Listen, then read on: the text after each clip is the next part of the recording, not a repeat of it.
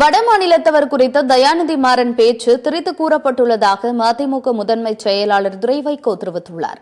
புதுக்கோட்டையில் செய்தியாளர்களை சந்தித்த அவர், தயாநிதி மாறன் எந்த ஒரு தவறான வார்த்தையும் பயன்படுத்தவில்லை என்று குறிப்பிட்டுள்ளார்.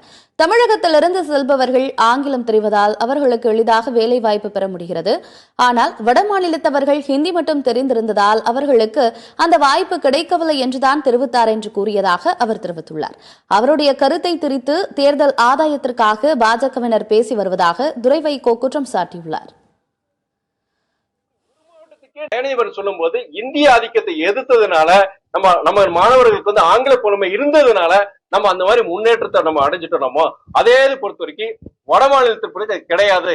பொழப்பு காட்டி இங்க வர்றாங்க, இந்த மாதிரி சாதாரண வேலையில இதுதான் அர்த்தம். ஆனால் வட இந்தியர்களுக்கோ தென்னிந்தியர்களுக்கோ ஒரு வேறுபாடு, ஒரு கசப்பான ஒரு இது இருக்கு அப்படின்னு சொல்லிட்டு நாங்க வட இந்தியர்கள் அவங்களாம் இதுக்குதான் லாயக்குங்கிற மாதிரி ஒரு புரிதலை கொண்டு வந்து அங்க யூபியில பீகார கொண்டு போய் சர்ச்சையாக்கி இந்தியா கூட்டணிக்குள்ள ஒரு குழப்பத்தை உருவாக்குறதுக்காண்டி அவங்க பண்ணிருக்கிறாங்க.